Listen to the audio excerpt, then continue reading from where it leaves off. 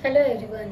Last video में हमने start किया था अपने मध्यकालीन इतिहास और इसमें हम पढ़ चुके हैं कि कैसे इंडिया पे अरब और तुर्क देशों से अटैक होना शुरू हो गए थे। उसमें से अरब देशों ने जो जिन जिन ने अटैक किए उनके बारे में हम पढ़ चुके हैं और उसके बाद हमने तुर्क के स्टार्ट किए थे कि तुर्क देशों की तरफ से कौन से मुस्लिम आ रहे थे, उनके क्या नाम थे। हमने सबसे पहले जाना था कि उसमें अल्पतगिन, फिर उसका बेटा सुबुकतगिन और उसके बाद उसका बेटा महमूद गजनवी इंडिया पे अटैक करने के लिए आए थे। इनका मेन टारगेट क्या होता था कि इंडिया से धन लूटना और अपने देश लेके जाना। और ये आके बहुत ज्यादा कुछ नहीं तो मंदिरों को लूट ले जाते थे, क्योंकि हमारे मंदिरों में बहुत बड़ी बड़ी आदमकद की मूर्तियां हुआ करती थी जिनका ये 4-5 मूर्तियां उठा के लेके चले जाते थे, जिसकी वजह से इनका क्या है 4-5 साल का काम चल जाता था आराम से। क्योंकि इनके देश में क्या थी, भूखमरी थी, ये ज्यादा बिल्कुल भी अमीर नहीं थे, इसलिए ये इंडिया पे आते अटैक करते और यहाँ से कुछ मूर्तियां वगैरह या सोना वगैरह लेके चले जाते थे, जिसकी वजह से इनका कामकाज बढ़िया चल जाता था। महमूद गजनवी ने हमने जाना था कि उसने इंडिया पे 17 बार अटैक किए थे। और ये 17 बार अटैक की जानकारी हमें कहाँ से मिलती है, तो हेनरी इलियट नाम का एक विदेशी था जिसने बुक लिखी हुई थी, उसकी बुक से हमें जानकारी मिलती है। क्योंकि इंडिया में ऐसा कोई भी इतिहास नहीं मिलता कि जहाँ ये लिखा मिला कि महमूद गजनवी ने इंडिया पे 17 बार अटैक किए थे। लेकिन बाहर विदेशी अगर उन्होंने लिखा हुआ है तो इसका मतलब कहीं ना कहीं इस बात में सच्चाई रही होगी। और जो ये महमूद गजनवी और बाहर से जो तुर्क देशों के लोग आते थे ना अटैक करने, ये अपने साथ ना विद्वान लेके आते थे।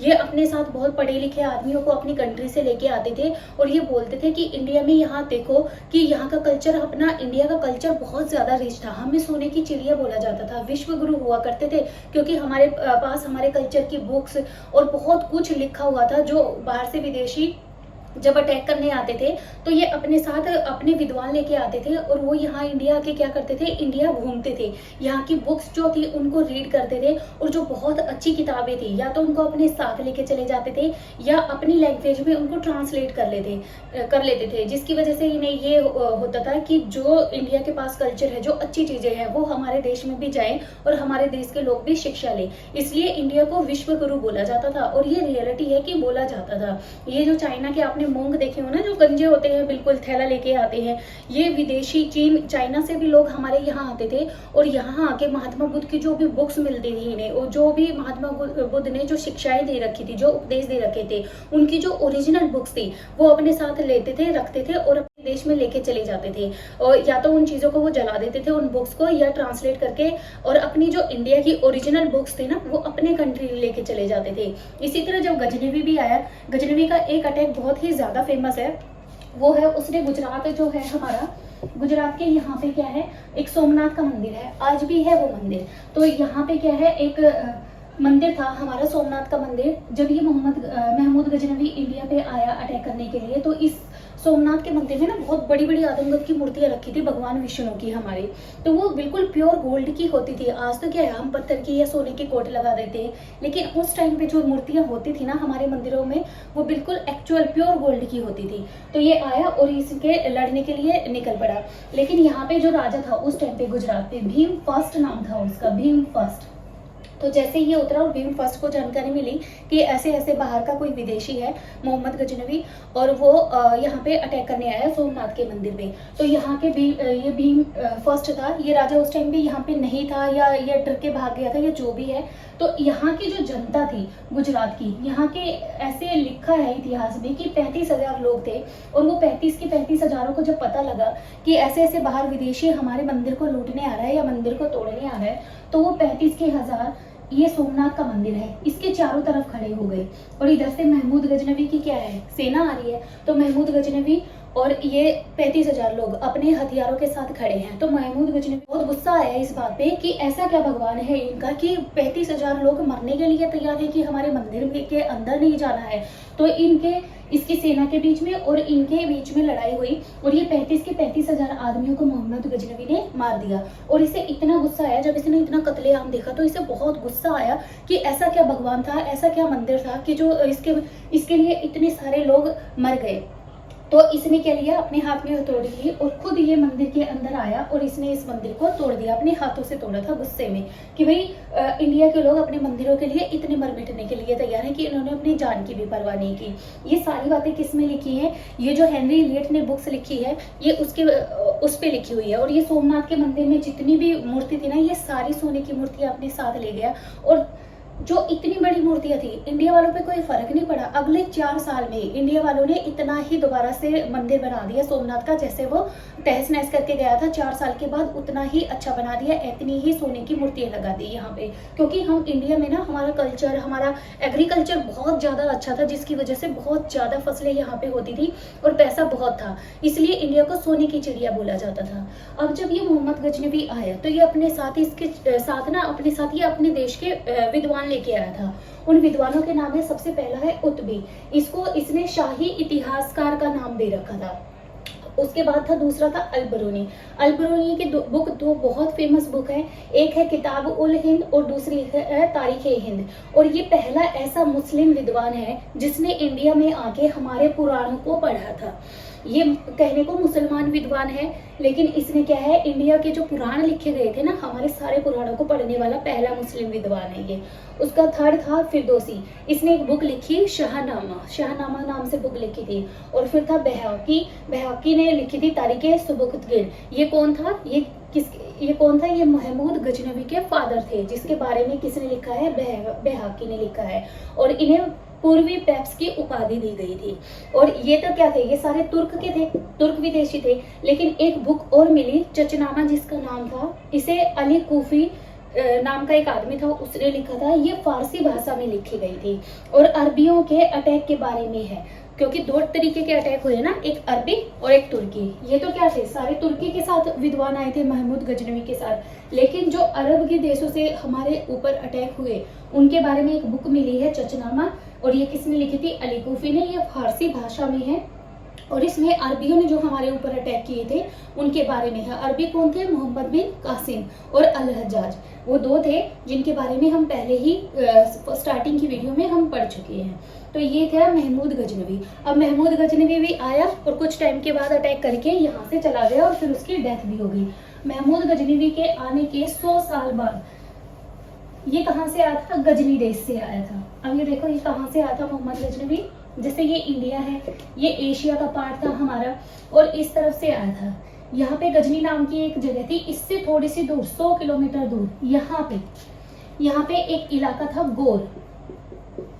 यहाँ का जो राजा था, जो सुल्तान था, छोटी मोटी टेरिटरी पे राज करता था, उसने क्या है, अपने आप को स्वतंत्र घोषित कर दिया कि आज के बाद मैं इंडिपेंडेंट हूँ, मैं किसी की भी अधीनता नहीं मानता।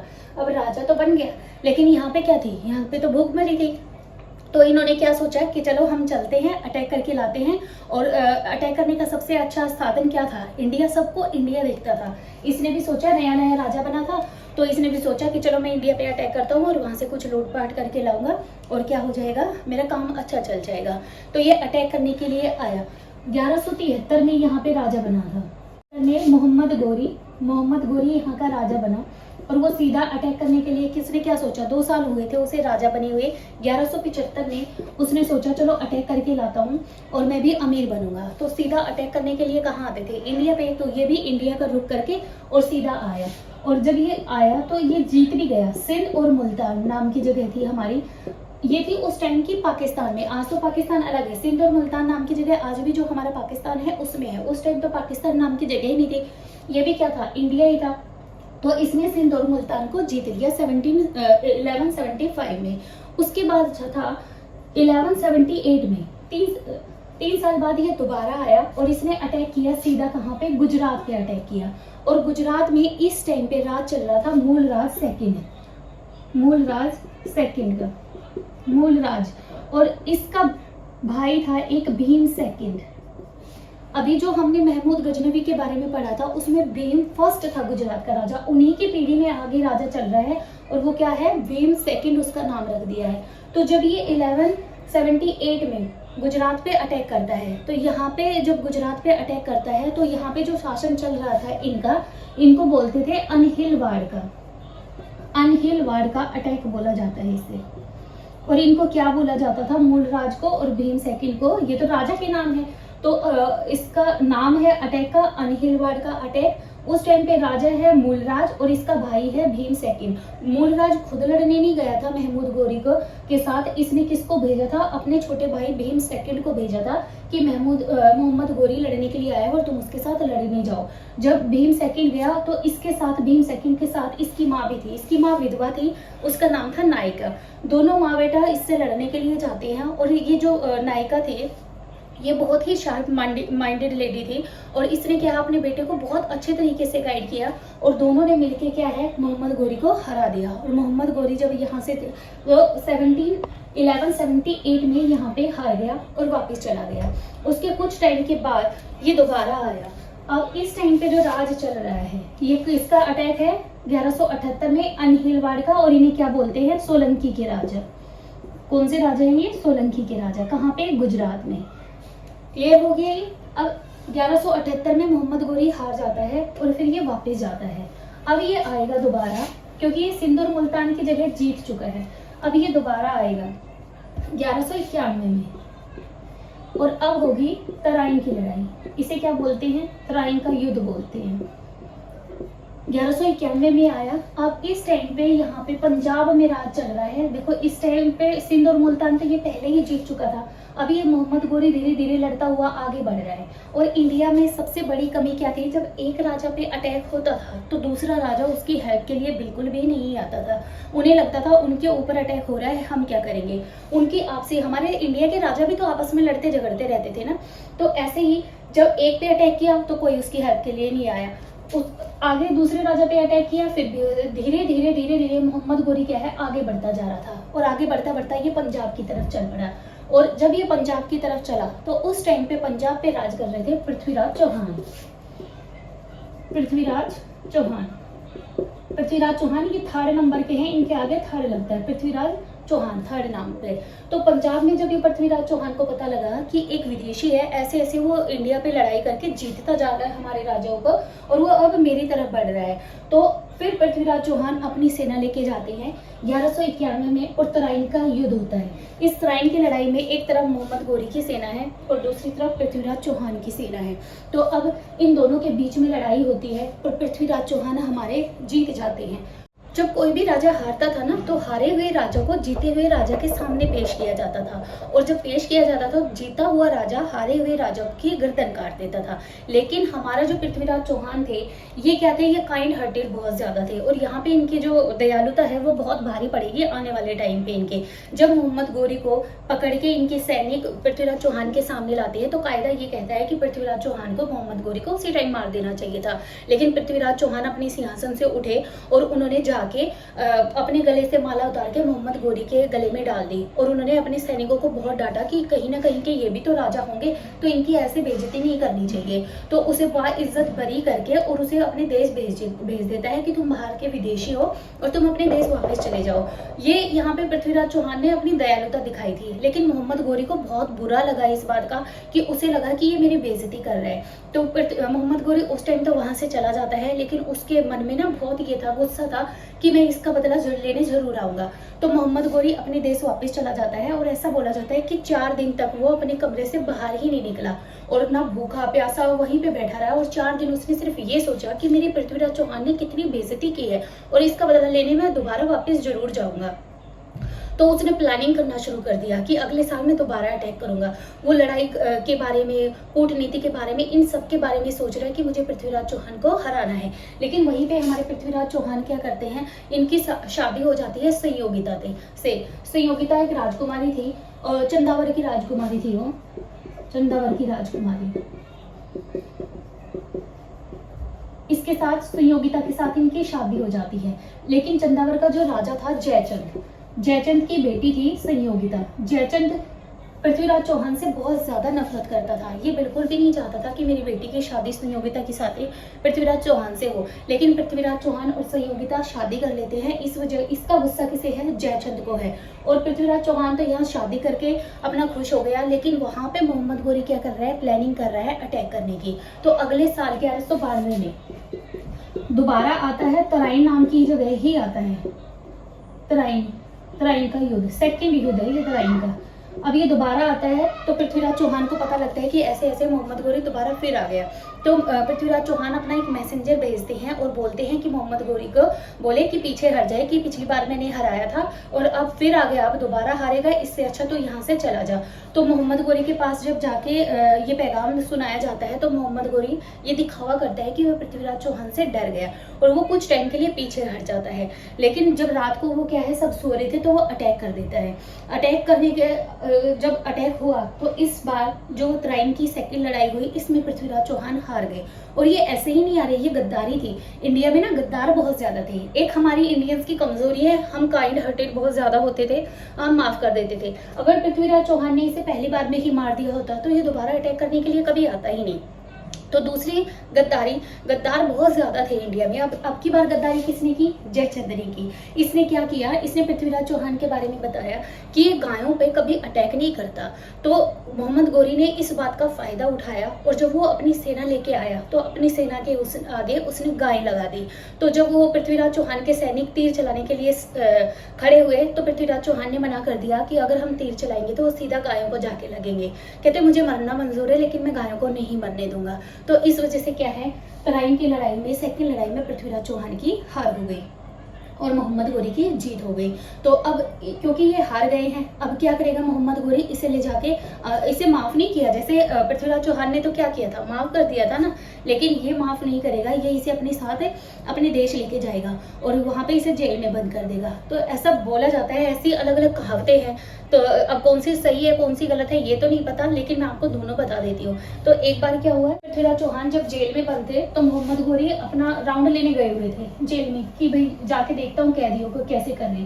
तो जेल में चलते चलते क्या है, जैसे ऐसे जा रहे थे, यहाँ पे जेल थी, इन जेल में क्या है, इनके कैदी बंद थे। तो इन्हीं किसी एक जेल में क्या थे, पृथ्वीराज चौहान भी बंद थे। तो जब मोहम्मद गोरी चलता हुआ आ रहा है, पृथ्वीराज चौहान की जेल के आगे रुका तो पृथ्वीराज चौहान इसे घूर के देख रहे थे। तो मोहम्मद गोरी को बहुत बुरा लगा, बहुत गुस्सा भी आया, उसे शर्म भी आई होगी कि इस आदमी ने तो मुझे माफ कर दिया था लेकिन मैंने क्या किया, इसको जेल में बंद कर दिया है। तो उसने बोला कि आंखें नीचे करो, तो इसने मना कर दिया कि मैं आंखें नीचे नहीं करूंगा। तो मोहम्मद गोरी को बहुत गुस्सा आया और उसने क्या किया, लोहे की सलाखें पृथ्वीराज चौहान की आंखों में डलवा दी जिससे वो अंधे हो गए। अब पृथ्वीराज के चौहान के साथ एक इनके कवि हुआ करते थे, चंद्रबरदाई, और इन्होंने एक बुक लिखी है पृथ्वीराज रासू। इस बुक में ये सब कुछ लिखा हुआ है, पृथ्वीराज रासू। तो चंद्रबरदाई भी उस टाइम पे थे। अब पृथ्वीराज चौहान अंधे हो गए लेकिन चंद्रबरदाई इनके साथ ही हैं। तो चंद्रबरदाई ने एक दिन मोहम्मद गोरी को बोला, इन दोनों ने आपस में प्लान बनाया, पृथ्वीराज चौहान ने और चंद्रबरदाई ने, कि हमें क्या है मोहम्मद गोरी को मारेंगे। तो इन दोनों ने प्लान बनाया कि भाई इसको मारना है कैसे कैसे करके। तो चंद्रबरदाई क्या करते हैं, मोहम्मद गोरी के पास जाते हैं और बोलते हैं कि तुम्हें पता है कि पृथ्वीराज चौहान ना शब्द वेदी बाण चलाते हैं। तो इसने बोला कि ऐसे कहते हैं शब्द वेदी बाण चलाते हैं, ऐसा तो हो ही नहीं सकता। शब्द वेदी बाण क्या होता है, कोई आदमी अंधा है या उसके आंखों पे पट्टी बांध के जहां से भी आवाज आती है वो उसी तरफ क्या है तीर चला सकते हैं और उनका निशाना चूकता नहीं है। तो मोहम्मद गोरी को ये बात बहुत अखरती है कि ऐसे कैसे कोई भी राजा सिर्फ आवाज सुन के बाण चला सकता है। तो वो बोलता है कि जी करके देख लो। तो उसने क्या किया, मोहम्मद गोरी ने एक अपना दरबार लगाया, जैसे ये है, यहाँ पे उसका मोहम्मद गोरी का सिंहासन है, वो यहाँ पे बैठा है और यहाँ पे चंद्रबरदाई और पृथ्वीराज चौहान खड़े हैं। तो यहाँ पे पृथ्वीराज चौहान खड़े हैं तो सब देखने के लिए चारों तरफ आदमी बैठे हैं कि भाई देखेंगे कि ये आदमी सिर्फ आवाज सुन के कैसे निशाना ठीक लगा देता है। तो ये बोलते हैं तीर चलाओ, सैनिक बोलता है। तो चंद्रबरदाई बोलते हैं कि ऐसे ये ना राजा है हमारे पृथ्वीराज चौहान की, किसी गुलाम के कहने से ऐसे तीर नहीं चलाएंगे, आप राजा हो आप बोलो। जब ये बोले आप बोलोगे ये तभी आपके कहने से ही ये शब्द वेदी बाण चलाएंगे। तो इन दोनों ने सलाह मिला रखी थी कि जैसे ही मोहम्मद गोरी बोलेगा तो ये सीधा क्या है बाण इससे मारेंगे और ये मर जाएगा। तो जैसे ही मोहम्मद गोरी ने बोला कि बाण चलाओ तो इसने क्या है आवाज इसे आ गई यहाँ से, तो इसने सीधा बाण किस पे मारा, मोहम्मद गोरी पे मारा और वहीं पे मोहम्मद गोरी की डेथ हो गई।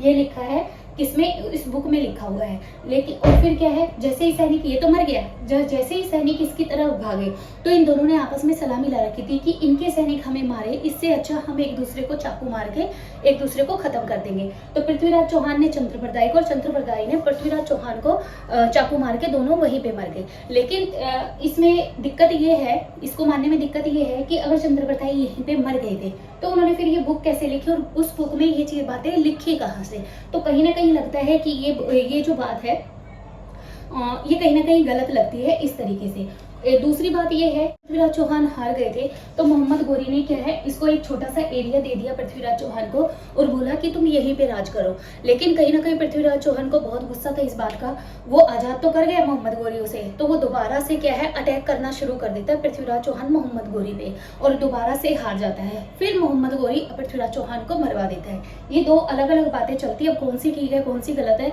ये दोनों बातें क्या है हिस्ट्री में लिखी हुई है हमारी। क्लियर हो गई ये चीज। यहाँ पे पृथ्वीराज चौहान का क्या है चैप्टर क्लोज हो जाता है। इनका एक विद्वान था चंद्रप्रदाय जिसने बुक लिखी है पृथ्वीराज रासो। पृथ्वीराज रासो में पृथ्वीराज चौहान के बारे में लिखा गया है। अब क्योंकि गद्दारी किसने की थी, जयचंद ने।